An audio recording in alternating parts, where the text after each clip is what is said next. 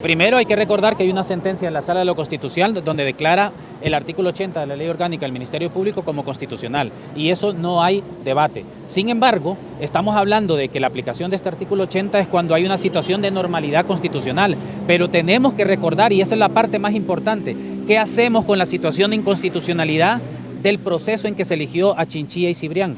Ahí es donde yo lo que planteo es que se debe de garantizar la supremacía constitucional y de manera automática se aplica el 233 constitucional que dice que cesan en sus funciones a los 5 años y quien debe asumir las riendas del Ministerio Público de acuerdo con el artículo 18 de la Ley del Ministerio Público es el director de fiscales, no Cibrián, porque que permanezca Cibrián es decir que se mantiene hasta que se elija un nuevo fiscal, la situación de inconstitucionalidad que venimos arrastrando desde hace 5 años. Y ese es el punto que hay que plantear. Entonces, ¿quién debería de estar, digamos, o siendo procesado, siendo investigado? ¿Chinchilla por abandonar o Cibrián por continuar? En mi opinión, Cibrián, y de hecho, miren, el artículo 375 constitucional es claro cuando dice que todo ciudadano investido o no de autoridad debe adoptar medidas para garantizar que se cumpla la vigencia de la Constitución. Cuando se violó el artículo 233, Cibrián no dijo nada, se mantuvo. Hoy el Ministerio Público saca comunicados diciendo de que hay que respetar la legalidad. ¿Por qué no sacaron comunicados diciendo que se respetara la constitucionalidad en el artículo 233 cuando fue elegido Cibrián y Chinchilla en un proceso que vulneró abiertamente la Constitución?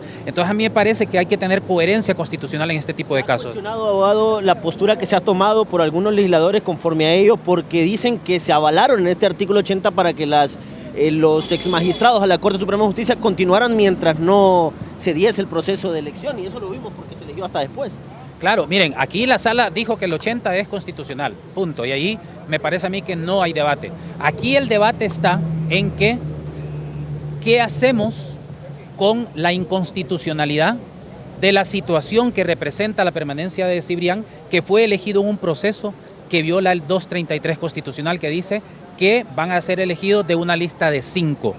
Y no es que a Cibrián sí estaba en la lista de 5 y el otro no. No, aquí es que el proceso en su conjunto violó la Constitución y por tanto permitir que permanezca Cibrián en su cargo es permitir que se mantenga en el tiempo esa situación de inconstitucionalidad que venimos arrastrando desde hace 5 años. Por eso es que el artículo 18 establece que es el director de fiscales quien debe de asumir, porque el artículo 233 lo vaca en sus funciones de manera automática al cumplir los 5 años. Ahora, abogado, esta resolución fue... presentó su renuncia y no fue aceptada en el Congreso Nacional porque aducen que ya vacó de su cargo. Es que el asunto que sería grave pretender que si el artículo 233 dice que esta gente va a durar en sus cargos 5 años y que ese artículo no se pueda aplicar o que su vigencia dependa de la buena voluntad de 2 personas. Estamos hablando de que la Constitución depende de la buena o no voluntad de una persona que decide o no renunciar. La Constitución es clara, vacan en sus funciones a los 5 años y más en este caso donde hay una situación de inconstitucionalidad permanente desde hace 5 años. Ahora, abogado, esta resolución fue en el 2017 de la Sala de lo Constitucional. ¿Se podría volver a pronunciar esta sala hoy en día? Por supuesto, ¿y saben por qué?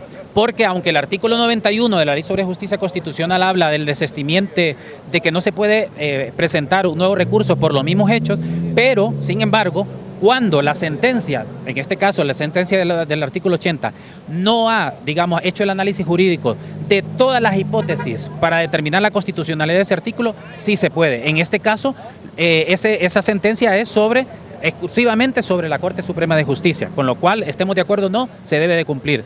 Pero esa sentencia no dice nada de la situación de inconstitucionalidad, que creo yo que a veces no se pone en el debate.